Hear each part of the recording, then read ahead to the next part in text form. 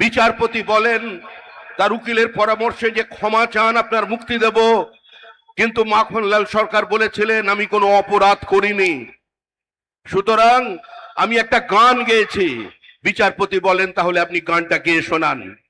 সেদিনের অপ্রাপ্ত বয়স্ক মাখনলাল সরকার সেই গানটি গেয়ে শোনান এবং তারপর বিচারপতি নির্দেশ দেয় দিল্লি পুলিশকে যে একে ফার্স্ট ক্লাস কামরা করে এর বাড়ি পর্যন্ত পৌঁছে দাও এবং 100 টাকা দাও রাস্তায় যাতায়াতের জন্য। আজকে সেই মাখনলাল সরকার আমাদের মধ্যে আছেন, প্রধানমন্ত্রী তাকে সম্বোধন করবেন। माखनलाल सरकार जो श्यामा प्रसाद मुखर्जी की अंतिम यात्रा का उसका साथी रहे हैं, आज हमारा मंच पे उपस्थित है।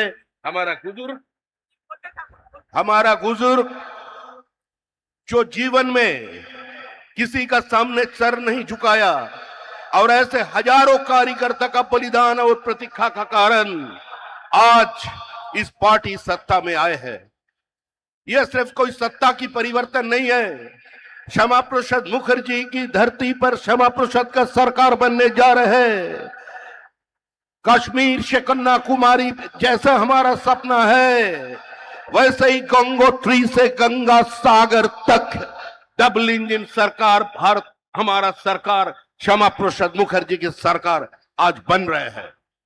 ऐसी कितना माखनलाल सरकार ने अपने पूरा जीवन निछावर कर दिया, जिसका नाम जिसका पता किसी भी संवाद की सुर्खियों में नहीं है, किसी टेलीविजन चैनल में नहीं है, जिसका जीवन संघर्ष करते करते चले गए। आज वही माखनलाल सरकार हमारा बीच में उपस्थित है। प्रधानमंत्री जी भी उसको अभिनंदन करेंगे थोड़ी बाद में।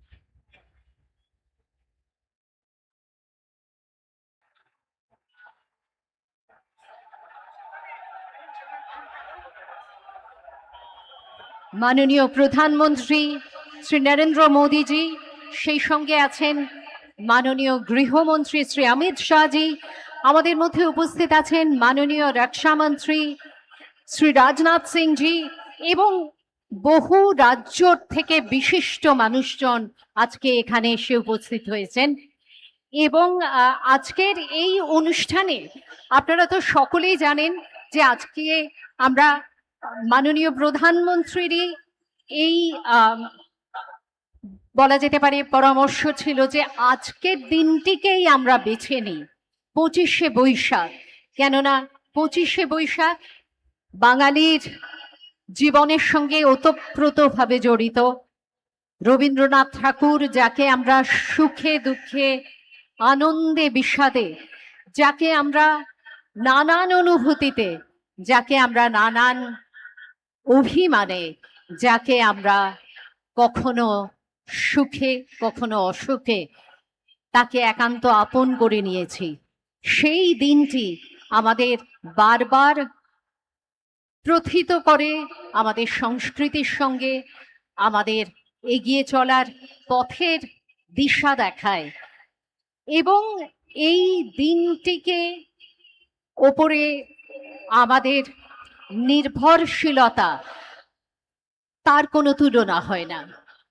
এই দিনেই বাংলার অপর এক ইতিহাস সৃষ্টি হবে, এটা সত্যি আমাদের কখনো আমরা কল্পনাও করিনি।